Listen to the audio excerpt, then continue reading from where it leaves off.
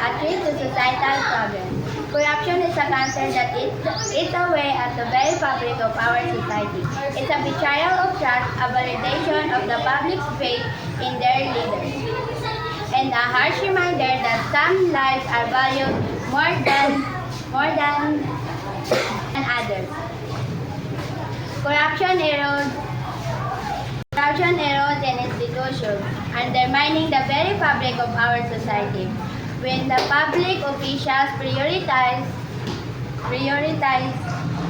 personal gain over the public interest, it sends a signal that the system is ranged against the ordinary citizen.